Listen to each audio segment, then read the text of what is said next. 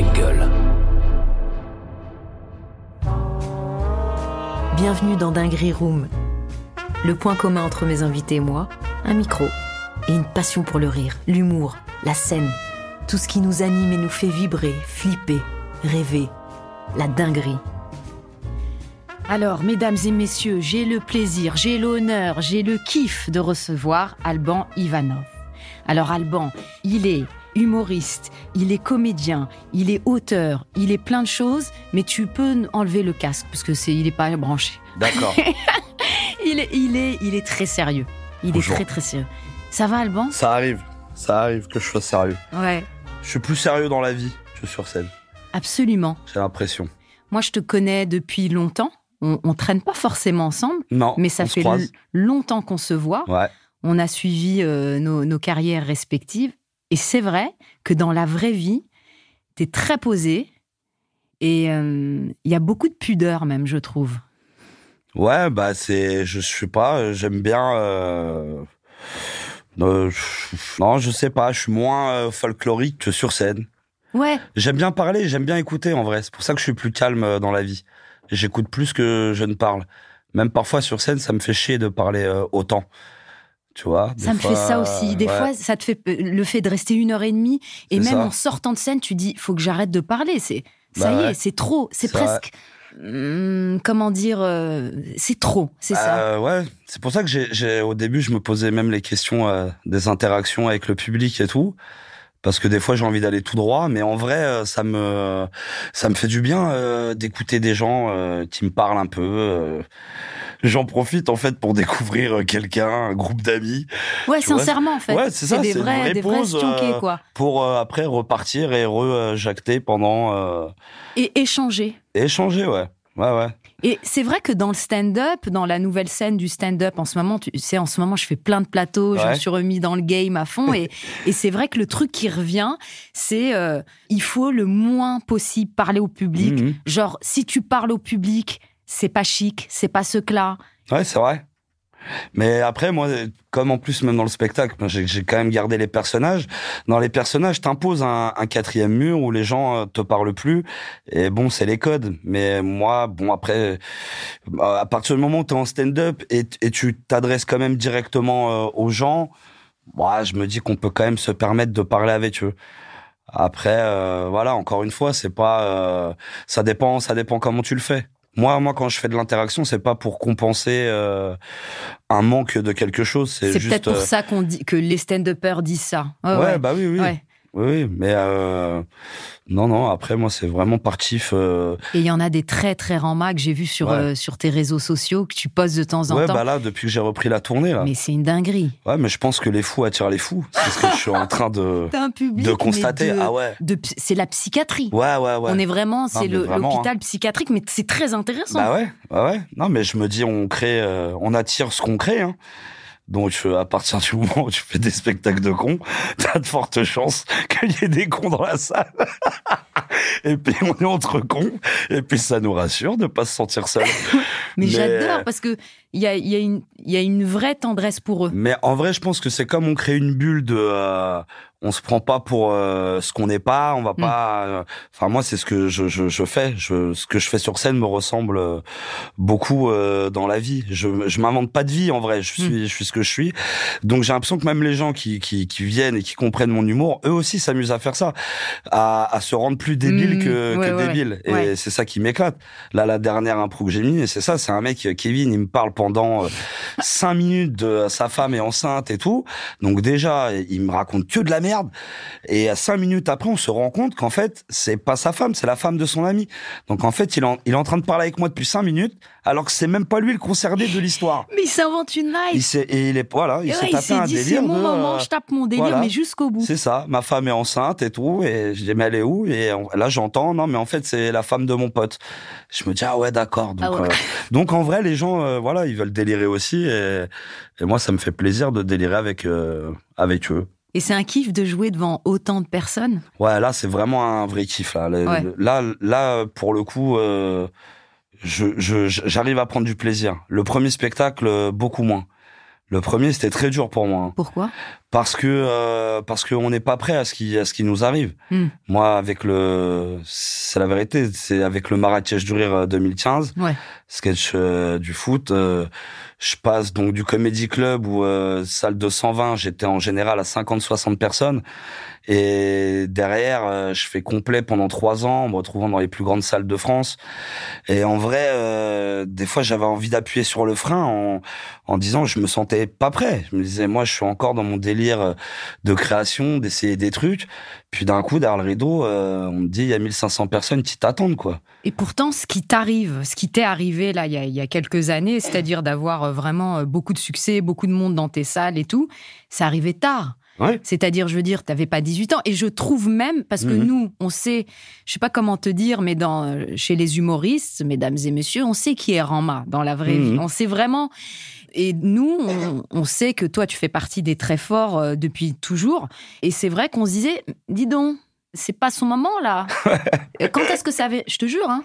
Ah, mais c'est vrai. Je sais pas si tu le ressentais, si, ça. bien sûr. On se dit, mais dis donc, là, bien on commence à avoir un peu d'âge et Alban, il a pas encore eu son moment. mais c'est vrai.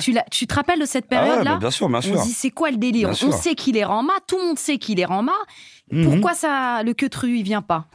Parce que mais moi je me souviens, je me posais exactement cette question-là. Parce que les gens avec qui j'étais entouré, je voyais que ça grimpait et je me disais mais moi il y a un truc que je dois mal faire, parce que pourquoi il y a pas le déclic.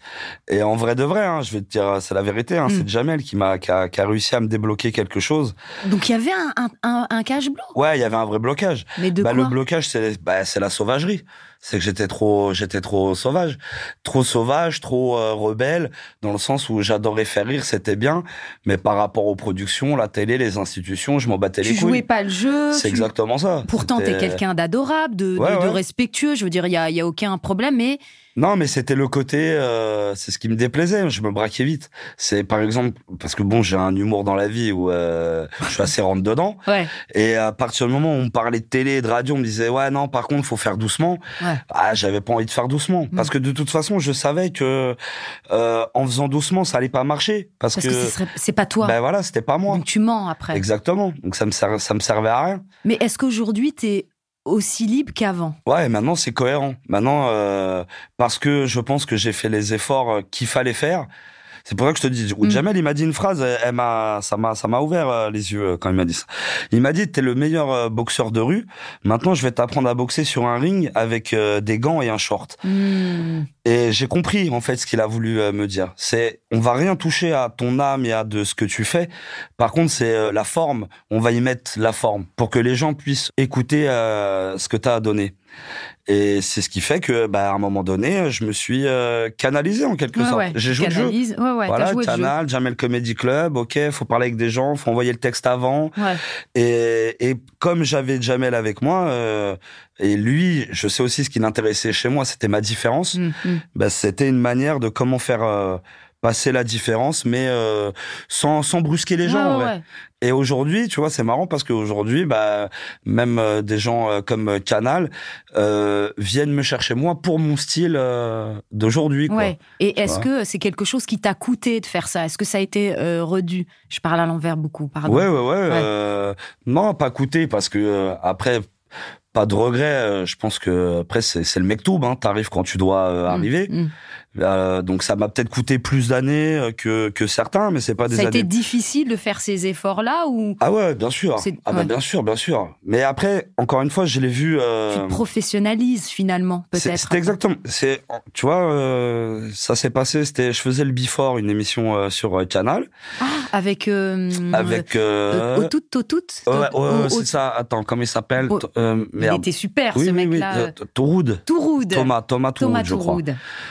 Et donc je faisais des chroniques là-dedans là. Donc j'avais fait un personnage, je sais plus, j'avais fait un SDF, mais je crois que c'était avec Rio Mavuba. Voilà, où là j'étais en mode roulis bourrin. Et d'un côté, je passe à travers parce que même si le perso tout est bien, les gens ils sont pas prêts à. C'est trop brutal pour eux en vrai de vrai. C'est.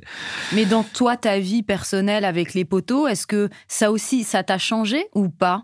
Non, c'est juste que j'ai appris à m'adapter, en fait, à bien mettre mon énergie là où faut qu'elle soit. Voilà, je me suis régulé en quelque sorte. Ok. Et je me suis aussi plus ouvert, je pense, aux autres. Aux autres, ouais. J'ai appris à sans plus juger, sourire. sans juger une. Je sais pas, moi j'avais tendance à faire ça aussi quand j'allais faire des chroniques sur Canal ou un truc comme ça. Je me disais, j'y vais, mais ils me comprennent en fait. On parle pas la même langue, ils comprennent pas mon humour. Et finalement, quand tu t'ouvres, t'expliques en fait. T'expliques le queutru et ça passe. Ah, puis voilà, je pense que j'étais du mauvais côté de la force. J'étais du côté obscur de la force. En vrai, je pense que c'est ça. Il y a une partie où j'ai fait ça par revanche sur la vie, avec pas de la haine, mais de vouloir en découdre avec la société, avec les gens. Tu vois, niquez-vous. J'étais dans ce délire-là. Et maintenant, aujourd'hui, je fais ça par amour. Et c'est très différent. Et je pense que c'est pour ça aussi que je me sens plus fort. C'est que je suis passé du bon côté de la barrière. Peut-être. Et est-ce que tu te rappelles la première fois où on s'est vus tous les deux? La toute première fois. Sérieux? Ouais. Tu sais que ça fait 3 jours que Si, je m'en souviens. De la première fois, on s'est dit bonjour Amel, bonjour Alban, enchanté. Arrête tes conneries, tu l'as? Ouais, je l'ai. Putain, vas-y. On doit être en 2008, 2007-2008. C'est un dimanche. Waouh! En précision. Ah non, mais dimanche. bien sûr, mais parce que moi, c'était mes débuts. Nous, on faisait le spectacle de théâtre d'improvisation avec Issa Doumbia, Papy. Le mardi à... Non, avant ça, je te parle. Un dimanche par mois, nous, on faisait un spectacle de théâtre d'impro. Je m'en rappelle. Au Comedy Club. Voilà. Et vous jouiez avant avec la troupe. Avec la troupe du Jamil Comedy Club. Donc moi, je me souviens de notre première rencontre. C'est vous veniez de faire la troupe. Et nous, on était montés dans les loges, parce qu'on faisait le spectacle d'impro après. Ouais. Et on se présente. On se présente, bonjour, ça va. Il y avait Issa et toi. Ouais, il y avait Issa, voilà. Est-ce qu'il y avait pas Jeanne, non? Il y avait Jeanne Boudili, il y avait Arnaud de sa mère. Ouais. Il y avait Papy.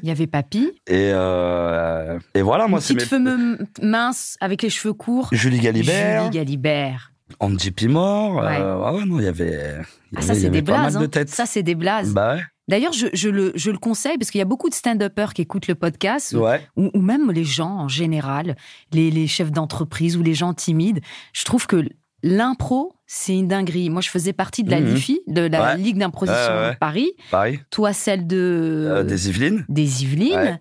Et c'est extraordinaire parce qu'il y a tous les corps de métier, finalement. Il n'y a pas que des comédiens. Il y a des gens qui sont banquiers ou qui travaillent à la RATP. Et c'est un exercice formidable, l'improvisation théâtrale. Moi, c'est même s'il faut commencer. Ça sauve une life, peut-être, même. Ouais. En tout cas, ça t'ouvre. Moi, je me souviens avec Issa, au début, c'est ce qui nous marquait. C'est Issa que Doumbia. Nous, on était la banlieue avec notre humour de banlieusard, à faire de l'impro et tout. Et ça nous a ouvert l'esprit parce que d'un coup, tu fais un match d'impro avec les avocats du barreau de Paris. Et d'un coup, en fait, socialement, ça t'ouvre, ou c'est surtout quand t'es dans les quartiers, la banlieue, on a l'impression qu'on est seul contre tous, tu vois. Et d'un coup, de parler avec des avocats, des banquiers, des gens qui n'ont rien à voir avec toi. Mais, et de se regarder. C'est ça, de bien t'entendre, et d'avoir réussi à créer une histoire ensemble, et de s'être compris, d'avoir rigolé ensemble, ça t'ouvre vachement l'esprit. En fait, après, tu te dis, il y a peut-être des mecs qui n'ont pas grandi dans des quartiers, mais avec qui on va très bien s'entendre. Et ça t'ouvre, socialement, ça t'ouvre. Et ça t'a aidé, l'impro, pour la scène. Est-ce que ça permet aussi d'avoir plus de répartie, ou c'est quelque chose que t'as déjà? Enfin, moi, j'ai l'impression que t'es né avec de la répartie, et j'ai eu la chance de rencontrer ton ref, ton petit ref. Ouais. C'était un soir, je sais pas si tu te rappelles de ça, je ne sais pas où, dans un café, on sortait du Comedy Club, un truc. J'ai été mort de rire. J'ai dit, même le refrain, c'est pire. Même le refrain, il est rend-ma. Je sais que ta maman aussi est très, très drôle. Ouais. C'est quoi, ça? C'est une affaire de... Mais d'où ça vient? Est-ce que c'est le fait d'avoir vécu peut-être des choses un peu douloureuses qui font que, on prend tout à la dérision et c'est presque une question de survie, tu vois? Ouais, mais je pense que moi, c'est ça. je pense que quand t'as conscience, tu t'aurais pu déjà mourir avant. Tu peux mourir demain. Tu regardes l'état du monde, dans quel merdier on vit. Je ne peux pas concevoir une journée sans rigoler. Et quand je ne ris pas, quand j'ai pas envie de rire, j'ai envie de me frapper très fort. Parce que ça prend le dessus. Mais c'est un rire, évidemment que c'est un rire de survie. De toute façon, le rire, c'est pour tout relativiser. Ouais. Et les plus beaux fous rires, c'est souvent quand c'est la merde. Ouais. Voilà. Ouais. Et c'est vrai que ton petit ref, pardonne-moi, j'ai oublié son prénom. Sofiane. Mais c'est hallucinant, quoi. Il voit tout.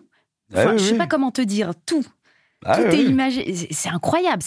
Pour moi, c'est un pouvoir, quoi.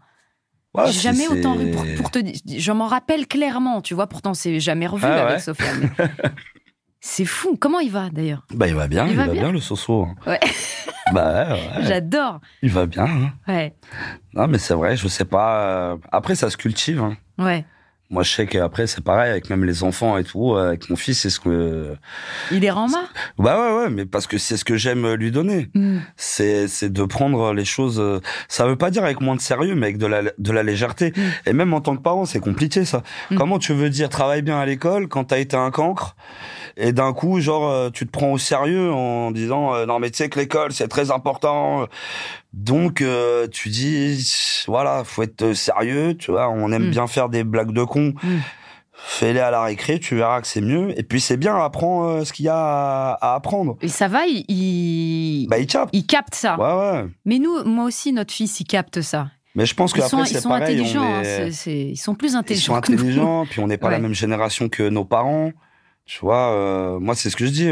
Moi, mes parents, cette génération, quand tu disais que tu veux être comédien et tout, il y avait quand même encore ce truc de c'est pas un vrai métier, parle-moi sérieux, quoi.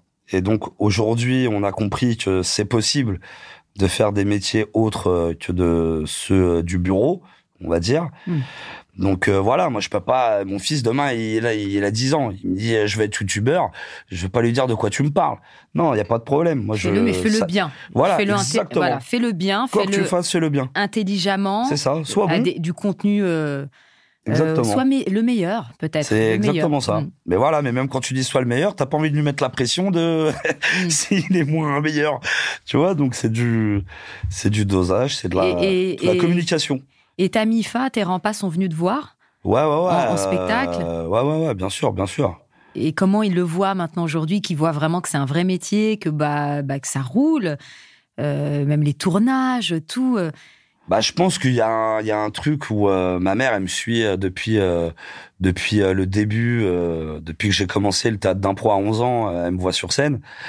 Donc elle y a toujours cru, elle a toujours vu que même quand ça marchait moins bien, j'étais passionné et très sérieux dans ce que je faisais. Et après, je pense que elle, quand ça a vraiment bien marché, je pense qu'elle a été aussi impressionnée de la chose. Parce que ça faisait bizarre. Oui, ça fait bizarre. Ouais. Déjà, même pour soi, ça fait bizarre. Ouais. Moi, je sais que le jour où j'ai fait l'Olympia, j'ai scotché. Parce que c'est très différent de t'imaginer dans ta chambre, de jouer à l'Olympia et en écoutant Edith Piaf et en voyant les lettres en rouge et de te dire un jour, ça m'arrivera. Tu vois, je me voyais déjà. Aznavour, tu l'as chanté pendant 15 piges. Maintenant. Quand tu le vois, c'est pas pareil. Et donc c'est vrai que moi déjà ça m'avait c'était impressionnant de se dire ah ouais en fait d'accord, j'y suis là, ouais, je suis en train de faire ça. Et je pense que ma mère c'est pareil, il y avait ce côté ah ouais ok en fait on n'est plus dans le t'es dans le présent, t'es plus dans le futur, t'es plus dans le ça va marcher, t'inquiète, on va bricoler, mais on va... Est-ce qu'il y a un moment donné, quand t'étais au gymnase, tout ça là avant, est-ce que au tas du gymnase, est-ce que tu t'es dit l'Olympia, je ferai pas? Est-ce que ça a toujours été un rêve caché.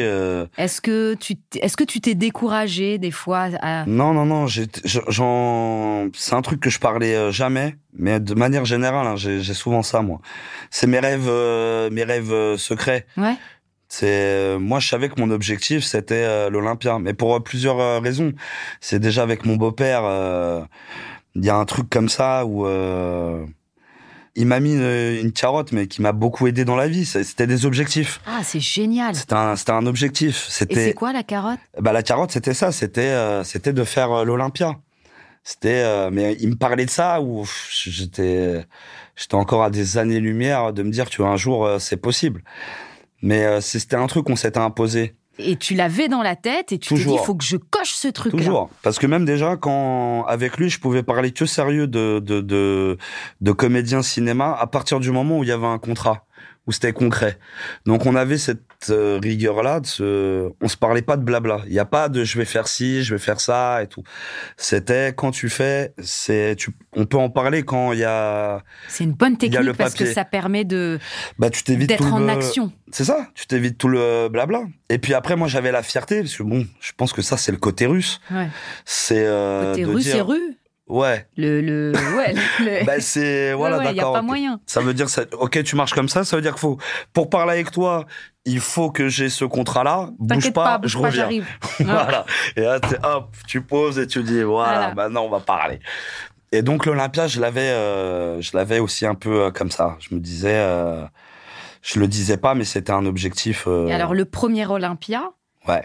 Tu mets les yep sur les planches de l'Olympia, tu fais ton spectacle. Ouais. Ça se passe comment à ce moment-là? Puisque c'est hyper important. Bon, les lettres rouges, tu vois, t'es content, tu prends photo, tu vois quand... Ouais. Mais au moment où c'est concret, t'es dessus, tu fais ton spectacle. En vrai, c'est pas là... Quand il y est, je me pose pas ces questions. Tu peux pas, mais en vrai, parce qu'il y a plein de sentiments qui se mélangent. T'as envie de rire, de chialer, franchement, c'est compliqué. C'est des dates où elles sont symboliques pour plein de raisons. Donc sur scène, ça va tout droit. Je me pose pas la question. Mais est-ce que le fait d'avoir toutes ces infos, la MIFA dans la salle, le taf, le boulot, est-ce que on prend tout de même du plaisir ou on est peut-être plus en apnée? Ouais, moi là, je suis totalement en apnée. Puis je fais la captation et tout. J'ai sur scène. Je te dis, je peux même pas laisser rentrer ce que je pense parce que je vais pas le faire. Pour pas être submergé. Que je veux rentrer chez WAM.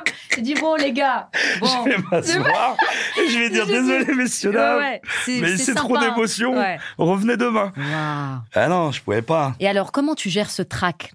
Parce que t'es quelqu'un de traqueux ou pas avant une scène? Toujours. Comment tu gères le trac? Est-ce que tu fais des respirations, tu t'isoles ou au contraire il te faut comme Medja beaucoup de démons dans la loge? Ça, j'ai d'abord. Quand j'arrive, il faut du monde. J'adore voir du monde dans la loge, de la musique, tout. Après, faut que je sois... Avant de monter, je fais ça, moi. Je fais tout seul, que des allers-retours et avec de la musique dans mon casque.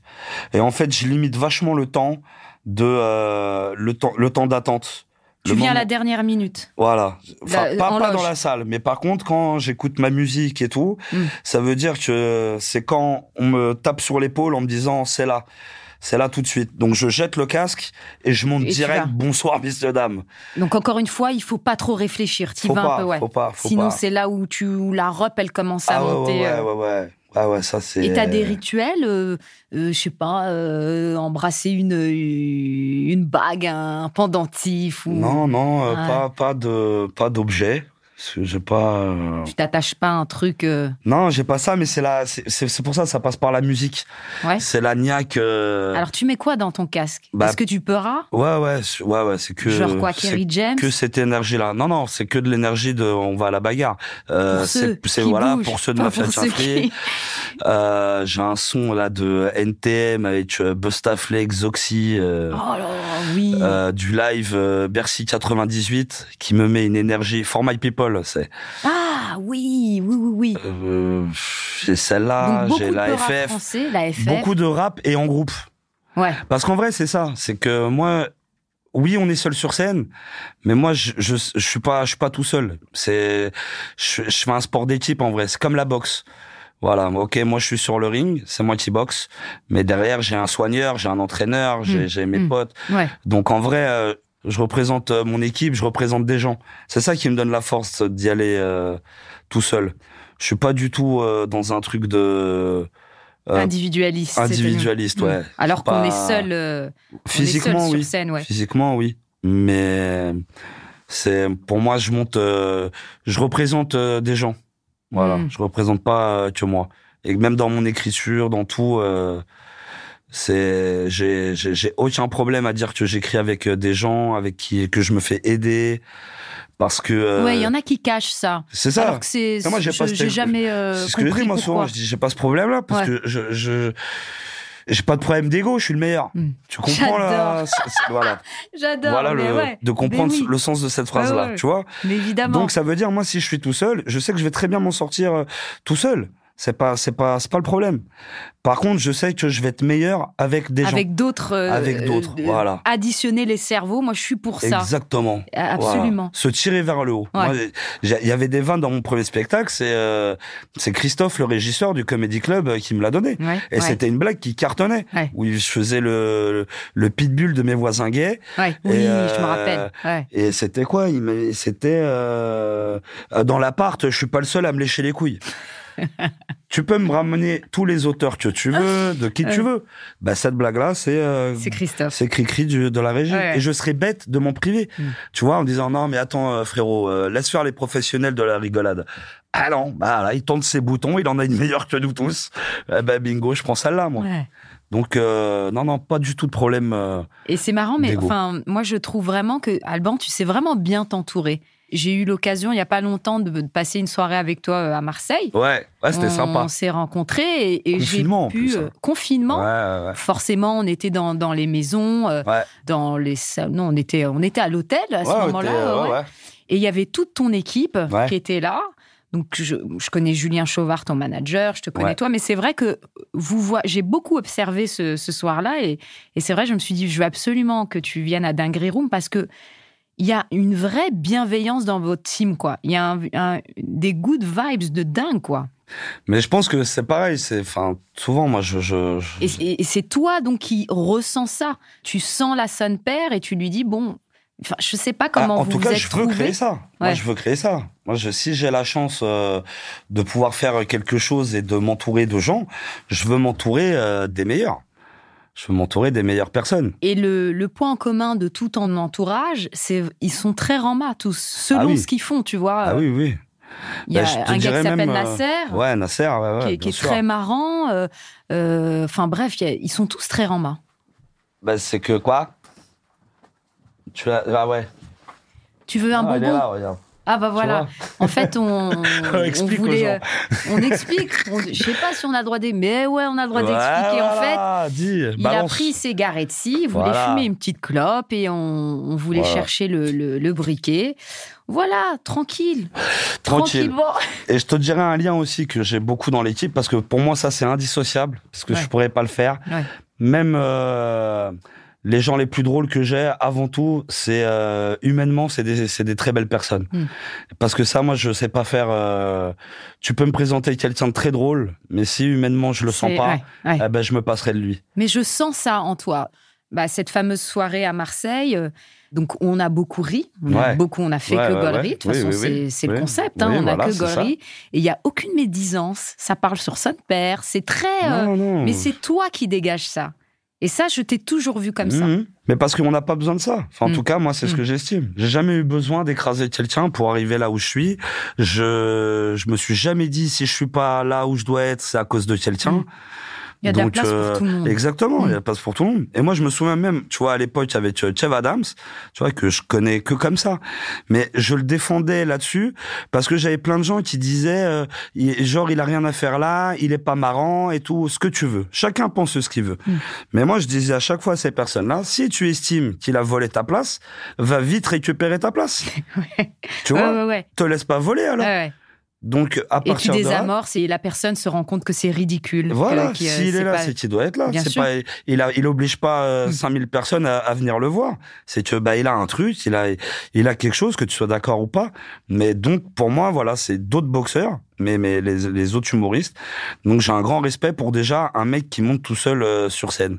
Voilà, de base, que j'aime ou que j'aime pas le style, c'est pas grave. Je respecte. Je suis exactement ça. comme toi. Tu que vois, j'aime ou que j'aime pas, tu montes sur scène déjà. Ah, bien sûr. T'es des nôtres, je sais pas comment te dire. Ouais, c'est que voilà, t'as un style de boxe, t'as autre chose. J'aime pas comment tu boxes. Ouais. Mais je suis obligé de reconnaître que t'as des couilles de monter sur scène et que t'as un public qui aime ta boxe. Voilà. Je l'accepte, c'est une je le très bonne reconnais. image. Très bonne image, ça. J'ai des bonnes images. Hein. Ouais, mais je pense que je suis un peintre. Mais c'est vrai. Mais tu sais, la boxe, ça revient à chaque fois dans notre métier. La boxe et le rap. Tu vois, la boxe fois, et le souvent. rap. Mohamed Ali, le rap. Bien sûr. Et comment t'écris? Oh, je sais pas. Est-ce que t'écris avec un stylo? Ou t'écris en parlant? Ou quelqu'un tape sur l'ordi? Ou tu notes des idées en note voice? Ou... Franchement, des fois, je me dis... C'est des discussions? Non, mais c'est tout en même temps. Tout mélangé? Ouais, tout ce que tu dis, là. Je vais réécouter... Alors, j'enregistre Quand tous tu les... fais des plateaux? Ouais, j'enregistre les plateaux, spectacles... T'en fais un peu, pas beaucoup, des plateaux. J'en fais quand je dois lancer... Le spectacle. Le spectacle, On ouais. était dans la cuisine du Café Oscar quand tu lançais ton spectacle. Ouais. Et tu venais souvent. C'est ça. Ouais. J'y vais pour préparer. Sinon, ouais, non, mais c'est pareil. Pour moi, les scènes ouvertes et tout font un objectif. Si, tu vois, même ça, j'arrive pas. Si j'ai pas de spectacle à défendre derrière, j'arrive pas à y aller. Oui, je me dis pour ça faire sert à quoi? rien, Ouais, c'est ça. Ouais. Bon, alors si ça peut faire plaisir à des gens que je sois là, tu vois, même ça serait une bonne raison d'y aller. Mais après, pour moi, de me dire, vas-y, ce passage-là, je sais qu'il est bien, j'ai pas besoin de me le reprouver. Oui. Ouais. J'ai besoin d'objectifs. Ouais. Mais alors ça, par contre, scène ouverte et tout, évidemment que même avant de redémarrer un nouveau spectacle, faut le faire absolument. Pour moi, c'est obligatoire en vrai. C'est obligatoire parce que quand ça marche, on va dire, t'as un public qui te suit. Mais des fois, ça fausse la donne. Alors que la scène ouverte, aller faire rire des gens... Parce que dans la salle d'une scène ouverte, t'as peut-être des gens qui aiment pas ta gueule. T'as peut-être des gens qui te connaissent pas. Et à partir du moment où ces gens-là, t'arrives à les faire rire alors qu'à la base, ils voulaient peut-être pas rire, c'est que ta vanne, elle est bonne. Et que c'est que quand les gens viendront te voir, ça va être peut-être ce sera décuplé encore plus fort. Exactement. Parce qu'ils seront de bonnes compositions. Voilà. Je suis d'accord, ouais. Donc les scènes ouvertes, c'est très dur. C'est très dur et justement, faut garder... C'est très important. C'est les petites salles de boxe d'entraînement. Ouais, c'est ça. Mais c'est parce qu'après, évidemment, plus tu grossis, plus tu as du confort. Après, tu peux faire un rodage déjà dans une salle de 200 personnes avec des gens qui sont déjà un peu acquis à ta cause. Mais qu'est-ce que c'est bien d'aller dans une salle où y a 30 personnes. Ouais, faut la bagarre. Voilà, la bagarre. La bagarre. C'est très bien. C'est très bien. J'aime beaucoup. Dis-moi, quelle a été ta plus grande dinguerie sur scène? Un truc de ouf qui s'est passé? Un truc inattendu? Une dinguerie? Un truc qui t'a marqué? J'ai une bagarre, moi, dans la salle, avant de démarrer le spectacle. Mais c'est-à-dire des gens du public qui se sont bagarrés. Je crois que c'était à Dax. Mais des trucs, raison? Des problèmes de place, je sais pas quoi. Et de place. Qu'est-ce que tu fous là? Casse-toi, c'est la place de ma femme. Et cacahuètes? Hein? Après, c'est des... t'entends. T'entends boum. Moi, je suis derrière le rideau et je suis en train de me dire, là, je vais intervenir dans la salle, je vais aller séparer une bagarre en leur disant, ouais, tranquille, et on commence le spectacle dans 5 minutes, quoi. Alors, c'est mon équipe qui est partie voir... Qui est allée séparer les protagonistes. Mais ça, c'était... commencer un spectacle d'humour avec une bagarre, c'est bien. Je trouvais que ça me ressemble. Est-ce que... Mais est-ce que t'as eu du mal? Est-ce que la salle était chelou? Est-ce que tu as parlé de la garba? Non, j'ai laissé... T'as fait comme si de rien n'était, Parce que le rideau était fermé, ça servait à rien. Ça servait à rien de revenir dessus. Mais c'est après, tu vois, c'est là où tu vois, même l'humour, c'est un climat, c'est fragile, hein. C'est très fragile, hein. Mais d'autant plus aujourd'hui. Est-ce que tu sens pas que notre métier, il est chelou en ce moment? Est-ce que... Là, il y a un petit truc qui est très sympa, là. Il y a un petit air de libération qui est très sympa dans les salles. J'ai l'impression que les gens, comme nous, on a mis un peu d'eau dans notre vin et un peu de se détendre le slip. Et je parle dans les salles, hein, c'est ce que je ressens, là. Il y a de l'amusement, il y a de la rigolade, on est content de passer un bon moment. En vrai, j'ai l'impression que pour nous, le confinement et tous les problèmes de coronavirus, ça a peut-être fait un peu du bien. C'est paradoxal, hein, ce que je dis, mais... C'est-à-dire, dans le public, ça a aidé les gens à se lâcher ou à nous lâcher? D'un côté, tu sais, c'est malheureux, mais c'est comme c'est comme les enfants. C'est quand on te prive de liberté, d'un coup, tu te rends compte à quel point et à quel prix c'est bien la liberté, c'est précieux. Donc peut-être qu'à un moment donné, en France, on a eu un côté enfant gâté, de se plus rendre compte déjà même par rapport aux autres pays, des avantages qu'on a, peut-être des bons moments, je sais pas, hein. Est-ce que tu penses pas que l'humoriste doit faire très attention à ce qu'il dit en ce moment, dès que tu fais une mauvaise blague ou un truc, enfin, est-ce que parce que j'ai entendu parler là de quelques humoristes qui ont dit une vanne un peu piquante et qui ont été interdits de jouer dans les salles de spectacle. Est-ce que c'est plus relou pour nous d'être libre? C'est une question où... Peut-être c'est la télé, ça. C'est peut-être de faire des blagues à la télé ou sur les réseaux. Parce que dans ta salle, tu fais ce que tu veux, puisque les gens... Ouais, ok. De fou. Et après, je sais pas. Parce que tu vois, moi, des fois, je vais loin, même en télé. Hein. C'est que si tu regardes les derniers Césars, j'ai quand même placé un salut nazi avec Florence Foresti. Hein. C'est pas vrai. Bah oui. Mais en impro ou c'était calculé? Écrit, bien sûr. Texte validé, tout. Et dans le sketch, c'est Florence qui veut me niquer ma carrière. Donc, elle me fait prendre une posture sur scène en me disant, il faut que tu partes loin. Et moi, je lui dis, comme ça. Voilà, parfait. Et là, elle dit aux gens, prenez des photos. On joue de ça. Donc, à aucun moment, j'ai eu un problème de salut nazi. Et tu n'as pas eu de retour? Absolument pas. Donc, mais alors ça veut dire que c'était très bien amené, très bien fait? Peut-être. Hein. Moi, le dernier là que tu parles où j'ai vu la polémique, je pense que c'est pareil.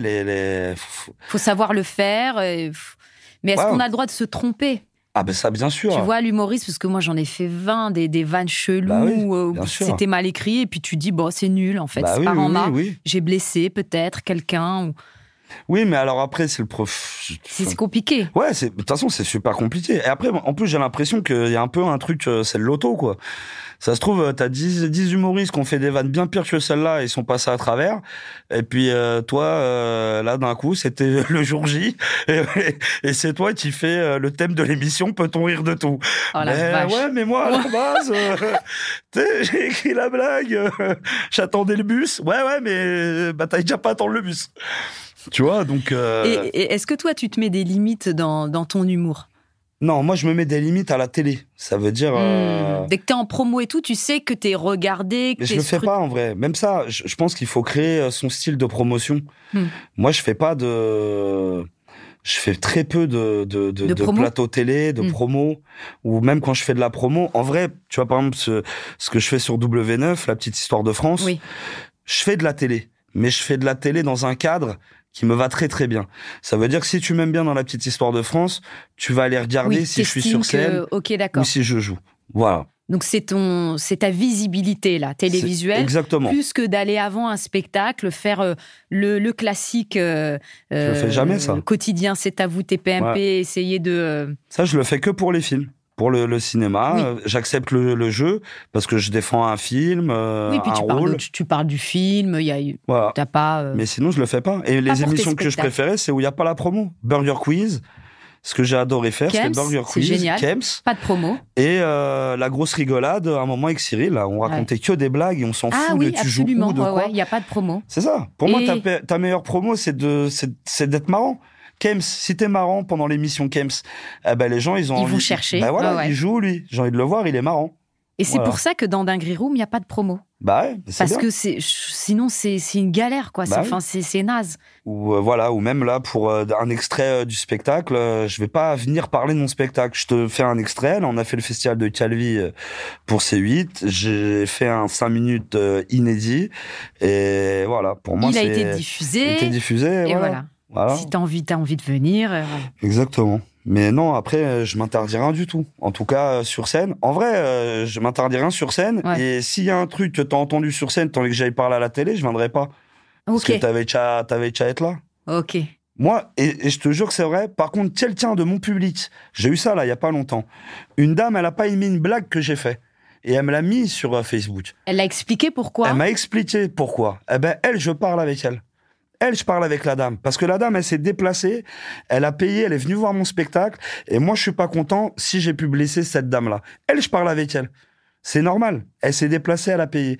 Par contre, un mec sur Twitter que je connais pas, qui a vu un extrait de je sais pas où, il veut parler avec moi, reste chez toi. Parle pas avec moi. Je vais pas parler avec toi. Voilà. Donc, encore une fois, les gens qui me suivent. Vraiment. Voilà, qui te suivent vraiment, qui s'intéressent vraiment à toi, tu leur donnes vraiment de l'importance. C'est pas un public comme ça, c'est eux un qui échange sont importants. Tu vois.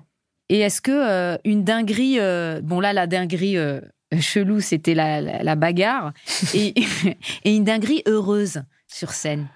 Dinguerie heureuse. On a parlé de l'Olympia, tu vois, mais c'est vrai que c'était sur le principe, c'était un rêve que t'as coché, mais tu sais, on a tous des moments, c'est rare, Alban, d'avoir des moments de grâce sur scène, des moments où,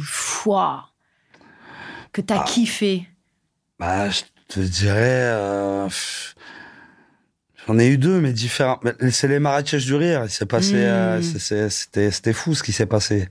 Tu le sais à ce moment-là, quand t'es sur scène, qu'il se passe un queutru? Tu le sens? À la fin du sketch, au sketch du foot. Par exemple, ouais. Je sens qu'il se passe quelque chose avec les gens pendant que je le fais. Ouais. Et c'est à la fin, quand ils se lèvent, il y a une standing ovation. Ouais. Il y a un côté, validé par le peuple. C'est à ce moment-là, j'ai l'impression d'être Maximus dans Gladiator. Tu vois ce que je veux dire? J'adore. Où t'as les gens qui Maximus. Et là, tu te dis, waouh, ça y est, je suis le nouveau chevalier. Ils m'ont choisi. Il y a un truc comme ça de fou, d'être validé par le peuple. Et tu le sens aussi avec peut-être la profession quand tu descends les marches et que tu vas à la soirée après, tu vas au dîner et que les gens disent ça va, Alban, tu vas bien, c'était bien. Ils sentent qu'il y a un truc. On sent qu'il s'est passé quelque chose. Tu sens qu'il s'est passé un truc. De toute façon, même le lendemain, moi, je fais le match de foot pour l'association avec Jamel. D'un coup, je me retrouve à jouer avec Didier Drogba, Samuel Eto'o, Abidal. C'est genre Eto'o qui veut faire une photo avec moi en me disant j'ai kiffé ton sketch. Je suis là, je me dis qu'est-ce qui se passe? Tu vois, j'ai même pas osé lui dire moi aussi je veux une photo. C'est-à-dire, c'est ce truc, il n'y a que lui qui a la photo. Putain. Mais c'était, tu vois, c'est fou, quoi. C'est fou. Donc là, je l'ai senti. Et l'autre bombe à retardement, c'est le Marrakech du rire 2017 où je fais la concert d'orientation. Ouais. Alors, sur place, je sais que j'ai bien fait mon travail, mais je savais que c'était une bombe à retardement. Ça allait pas péter là maintenant, mais par contre, quand ça allait passer à la télé. Parce que ça, de la veille, j'avais fait un festival à Marseille. Et c'était la première fois où je jouais avec des grands écrans dans la salle. Ouais. Et en fait, quand je le fais, je vois que les gens, ils ont toutes mes mimiques, ils ont toute ma tête et tout. Et je vois ce que ça rend en gros plan. Et ça, je te jure, c'est la veille du Marrakech du rire. Je devais faire autre chose. Je change le jour même. Je dis, je vais faire la concert d'orientation. Ouais. Peut-être que sur place, ça va moins réagir, mais à la télé ça va rentrer. Et c'est grâce à ton expérience de la veille à Marseille. Ouais. Que je décide de faire ça. C'était à Marseille en plein air? Mais je crois que t'étais là. Mais j'étais là. Le Marseille du rire au Théâtre Sylvain. Bah voilà. C'était ouf. Mais oui, t'étais là. Il y avait Younes et Bambi et tout. Bah c'était celui-là. Et le lendemain, mais oui. Voilà. Ah ouais. Il y avait et le lendemain, moi je pars à Marrakech. Marrakech. Bien vu. Tu vois, comme j'ai vu ça, je me suis dit, allez, je prends le risque de ça. Et pareil, ça n'a pas loupé. Ça n'a pas loupé. Et la concert d'orientation m'a amené mon public féminin, ce que je n'avais pas avant. T'as proposé totalement autre chose, parce que foot, c'était un exercice masculin, un peu connaisseur, et puis, bon, même si tu connais pas, mais... Ouais. Et je te jure que ça, je l'ai senti ça aussi, parce que avant, donc il y a le sketch du foot, c'est les mecs qui traînaient leur nana pour venir me voir. Ouais. Et à partir de la concert d'orientation, c'est les nanas qui traînaient les mecs pour venir me voir. C'est génial. Et du coup, bingo, j'avais les hommes et les femmes. Donc ça, c'était... C'est formidable. Et je pourrais te faire croire que j'avais un plan démoniaque depuis des années. Genre, mais tout était calculé. Alors que franchement, j'en savais foutre rien. Ouais, mais la réflexion de Marseille, elle est très professionnelle. En tout cas, tu tu t'essayes de... Parce que c'était de proposer autre chose. En plus, c'est très dur, un passage après un passage qui a très bien marché. Tu vois, donc en vrai, si je prenais la même configuration du foot, tu rentres en comparaison avec ce que t'as fait avant. Donc autant aller... oui, c'est là où je me suis dit, allez, vas-y, autre chose. Un personnage, c'était très bien. Et est-ce que tu te vois faire ce métier vieux ? Tu te vois faire ce métier très longtemps ? Peut-être plus vieux, mais pas à ce rythme-là. Là, franchement, même là, avec là, c'est mon deuxième spectacle. J'ai plein de dates, je kiffe et tout, et parce que j'ai l'énergie de le faire et. Puis tu fais des tournages aussi, donc ça, c'est aussi. Et je fais tournage aussi, mais. Des tournages de films. Ça se pourrait après, je sais mais pas. Mais plus en détente, plus à la Bill Cosby, assis, tu racontes des gueublas. Ouais. Mais est-ce que tu te vois faire ça, je sais pas, jusqu'à 80 piges, un peu comme les George Carlin et compagnie, ou est-ce que ça pourrait. Ça pourrait, mais comme je te dis, ça se trouve, je le ferai pas pendant 5 ans. Et 5 ans après, je déciderai de revenir parce que j'ai quelque chose à dire. Ouais. Mais encore une fois, c'est si j'ai envie et si j'ai quelque chose à dire. Pas le faire pour le faire. Pas le faire pour le faire, sinon, tu t'épuises. Et est-ce que tu... comment te dire ? À quel moment on est ringard ? Quand tu deviens la caricature de toi-même. Je pense que c'est là. Quand tu te prends pour... Quand tu commences à réfléchir à comment réfléchirait Alban Ivanov. Je pense que c'est là où t'es niqué. Donc c'est pas une question d'âge. Mais non, c'est pas une question d'âge. C'est pas une question d'âge. T'as des mecs... un mec de 80 balais qui sait où il en est et qui s'invente pas une vie, il est très très marrant. Moi, Depardieu, il m'éclate, par exemple. Là, il doit pas être loin des 80 balais. Très rare, Depardieu. Mais Depardieu, moi, il m'éclate. Il est très, très avant de venir, je regardais son interview Combini. Mais je me dis, voilà, le mec, il a 75 piges, il a une carrière de fou. T'as déjà tourné avec lui ? Non, j'adorerais. J'ai tourné avec lui. Des bars, parce qu'il a son âge, mais en revanche, il s'intéresse à tout. Et il donne son avis de gars de 75 ans, et c'est à mourir de rire, si. Moi, avec là, je pense que tu deviens ringard quand déjà tu t'es en mode, c'était pas comme ça avant, je connais tout. De toute façon, c'est là où tu. Mais t'as un côté Depardieu, hein. En tout cas, moi, il fait partie de Nature Peinture, en fait. Ça me va très bien. C'est ça. Ah, mais attends, dans le truc combiné, là, il fait une blague. Je te jure, elle passe inaperçue. C'est quoi ? Tu te rires. Tu sais, les... Comment on appelle ça, là, les trucs où tu mets le verre, là ? Les poubelles, mais pas les poubelles à verre, là. Oui, le tri sélectif, donc les poubelles à verre. Mais le gros truc. Le gros truc. Tu vois, qu'il y a dans la rue, là. Comment ça s'appelle, ça ? Oui. Un container. Un container. C'est ça le mot que je voulais. Merci Thomas. Bravo Thomas. Bravo Thomas. Pas con Thomas. Ah ouais. Un bon ingénieur, ils sont pas cons. Hein. Bravo mon Thomas. Bravo. Donc le container. Ouais. Donc Depardieu, il est en train de faire l'interview. Au loin, t'entends un container de verre qui se vide. Oh relou. Il dit quoi ? Ils sont en train de ranger ma loge. Sur la vie de ma mère, que c'est le meilleur.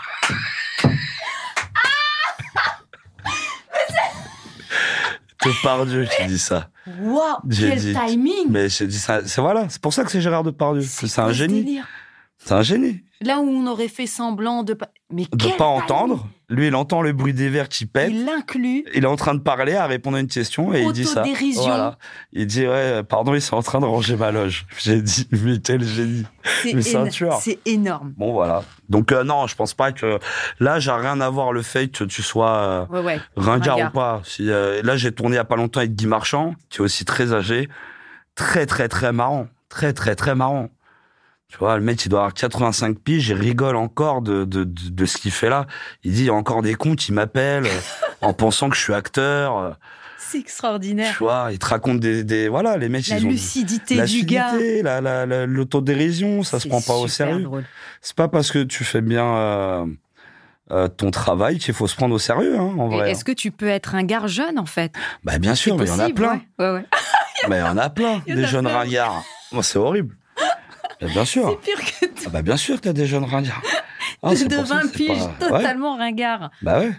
Mais c'est vrai, il y en a. Il y en a. Dès que t'es pas honnête où t'en es.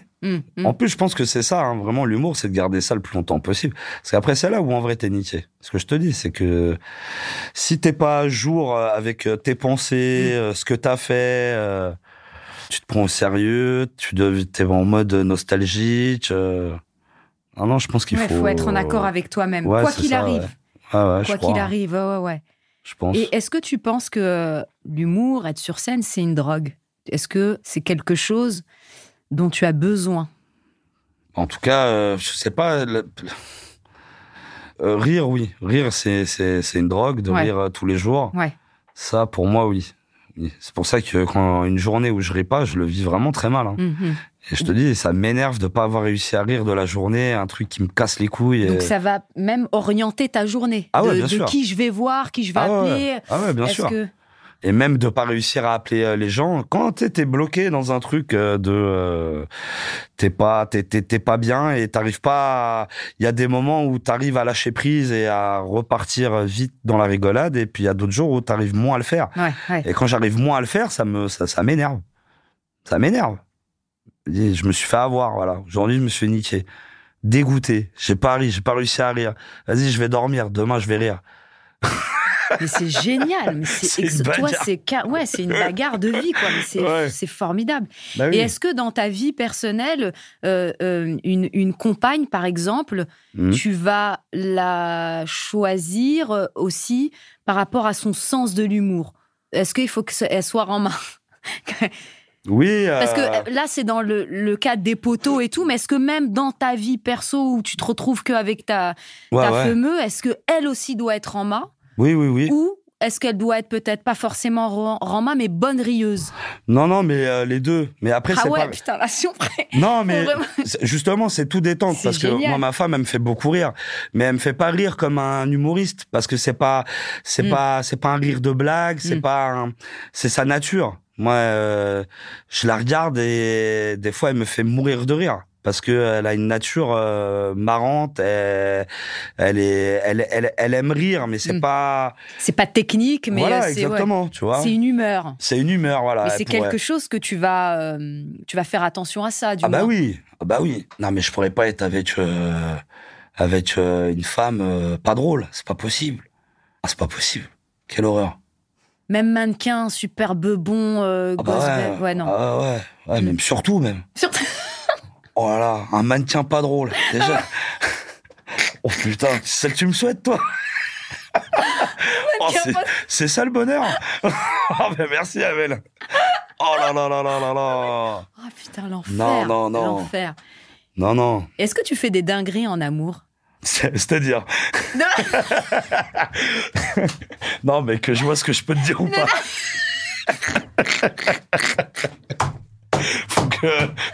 Non, mais là, faut qu'on papote, là. Oh putain. Non, mais c'est-à-dire des dingueries. Est-ce que t'es quelqu'un de romantique? Tu vas faire des trucs un peu foufou pour... Non, ça, d'ailleurs, à son plus grand regret. Hein. C'est pas ça, quelque chose... Tu sais pas faire, ça. Non, mais en plus, j'y prends du plaisir. C'est horrible.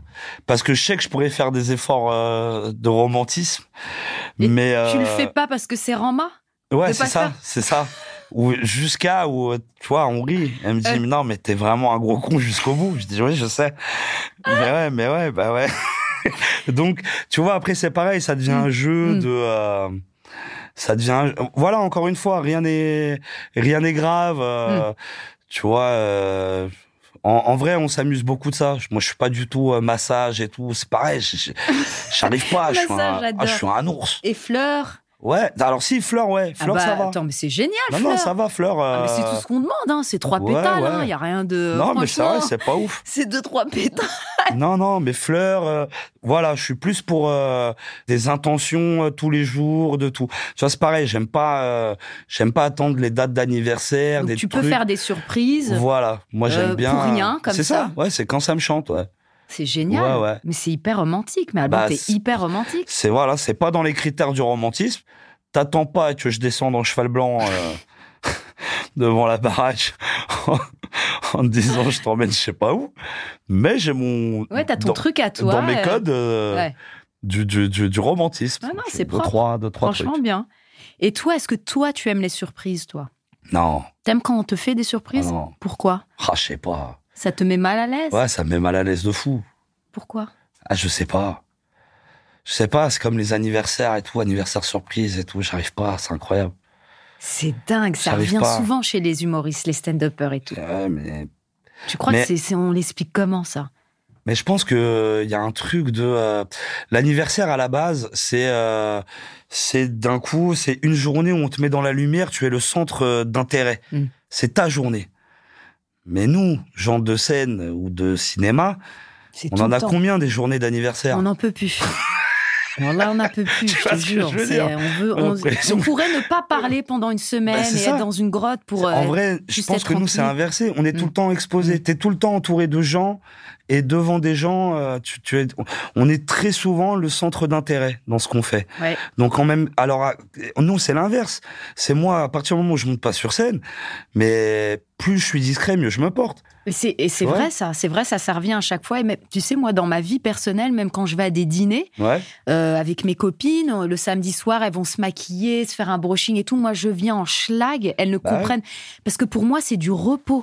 C'est ça. C'est enfin, je suis avec mes copines, j'ai pas besoin de mettre de robe, Non, mais je te rejoins. Je pense que c'est un truc un peu inversé. C'est tout ce qui est... Eh bien, j'aimerais te faire une surprise. Wow! Même 3 cadeaux. Oh! Mec, c'est déjà ce que c'est. Qu'est-ce que c'est? Merci déjà, Amel. Eh ben, avec plaisir. C'est gentil, hein. C'est toujours gentil de faire des cadeaux aux gens. Tu vois, moi, je suis venu les mains vides. T'inquiète, arrache. Hein. Ouais, j'ai essayé de faire ça bien. Hein. Qu'est-ce que c'est? Un tablier. Non. On est sur un t-shirt. On est sur un t-shirt avec une citation. Ah ouais, alors attends. Que tu peux lire. Ils sont en gamos, tout le monde les regarde. J'arrive à pied, plus personne les voit. Niro. Ouais. Eh ouais, j'adore cette phrase de Niro. Voilà. Merci, super bien. J'espère que ça ira, la taille et tout, mais normalement, ça ira. Montre. Ouais, t'es bien. Elle. Ouais. Le matin. Non, je grossis dans la journée. Et c'est un t-shirt qu'il faut laver à 30 degrés à l'envers. D'accord, voilà. C'est noté. C'est noté, Amel. Deuxième cadeau, ah ouais. C'est un cadre. C'est un cadre. Avec une photo. Avec une photo de Jean-Claude Van Damme qui est en train de mordre un serpent à sonnette. C'est magnifique. Elle est charmée, celle-là. Magnifique. Tu sais, parce que peut-être que je sais que tu l'aimes beaucoup, donc tu dois avoir peut-être des visuels avec lui en train de faire le grand écart, etc. Ouais. Mais là, celle. Non, mais c'est magnifique. Dire, celle-là. C'est dans Chasse à l'homme. Bien vu. Ouais, non, mais voilà. je sais pas, elle m'avait marqué cette scène-là. Ouais. Eh ben, tu pourras poser ça sur ton bureau, dans ta maison. C'est charmé. Tu vois, ça, c'est bien. C'est une belle image parce que la vie, c'est simple, tu vois. Un serpent à sonnette, t'aurais 1000 personnes qui paniqueraient. Ah, regardez, c'est dangereux. Lui, regarde, il lui enlève sa sonnette et puis c'est réglé. Et 2 cafés. Et on passe à... Voilà, c'est simple. La vie, c'est simple comme Jean-Claude. Et le troisième cadeau. Waouh! Alors ça, c'est la classe de ouf. Là, on sait. Alors, qu'est-ce que c'est? d'Oxmo Puccino. Voilà. L'album Opéra Puccino. Absolument. C'est un livre de... Ça, pour moi, c'est comme un livre. Wow. Et je sais que mourir 1000 fois, c'est quelque chose qui te touche beaucoup. Putain, mais comment tu sais ça, toi? Parce qu'il y a une prod, il y a des recherches. Et surtout, je sais pas si t'es un lecteur, comment on appelle ça? Tu sais que je suis capable d'en acheter un juste pour ça. Hein. Mais quoi qu'il arrive, c'est un bel objet de déco. Franchement, il est magnifique. Tu peux chez toi, c'est très beau. Merci beaucoup. Hein. Avec plaisir. Ça, c'est la classe. Hein. Ça, je pense, un des meilleurs albums du rap français. Magnifique. Ah, je suis contente que ça te touche. Et surtout, cette chanson-là, parce que c'était pas un hit, un tube et tout. Ouais, fallait être connaisseur Mourir là-dessus. 1000 fois, c'est une chanson, elle est incroyable. Elle est incroyable. Je pourrais la chanter, là, mais bon. Et qu'est-ce que... Merci beaucoup, Abel. Avec plaisir.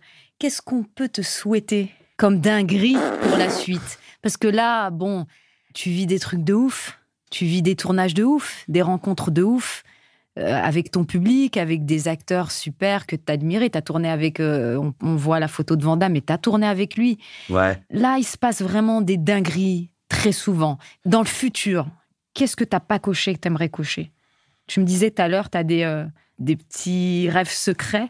Est-ce que tu peux me dire... J'ai des mecs où j'adorais tourner... Comme t'as dit, Depardieu, j'adorais Depardieu, faire un film avec Depardieu. J'adorerais rencontrer Gérard Lanvin. Faire un film avec Gérard Lanvin, mais même pas un film, mais j'adorerais le rencontrer Gérard Lanvin. J'adorerais faire une comédie avec Monica Bellucci, parce que je me dirais, tiens, qu'est-ce que ça donnerait, ça? Ouais. Et en vrai, de vrai, ce que je me souhaite, c'est que ça dure. J'ai pas vraiment d'objectif. Tu fais un peu au feeling. Ouais, c'est au feeling. Moi, je te dis, je suis très. On travaille pour le futur, mais en vrai, des fois, ça va tellement vite que des fois, j'arrive même pas. J'ai pas le temps d'apprécier ce qui m'arrive. Et donc, c'est des petits moments, tu vois. Mais même là, faire un deuxième spectacle, une deuxième tournée, d'être avec la même équipe avec qui j'ai commencé et tout, c'est une fierté de ouf, tu vois. Donc, en vrai, de continuer avec les mêmes le plus longtemps possible. Je pense que c'est ça. J'ai très peur, je serais très déçu. Je pense que je serais fané de me retrouver tout seul dans une immense villa et me dire j'ai perdu tout le monde sur la route. Ça serait une angoisse pour moi. Je me dirais que j'ai raté, j'ai perdu. Tout ça pour ça. Tu vois? Donc c'est pour ça, je vais doucement mais sûrement. Et ça me va bien. Mais c'est génial. Écoute, bravo pour tout ce que tu fais. Merci d'être venu.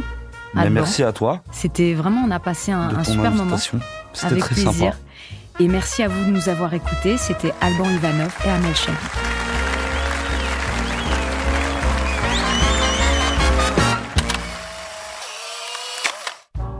Dinguerie Room est un podcast original Engel présenté par Amel Chabi.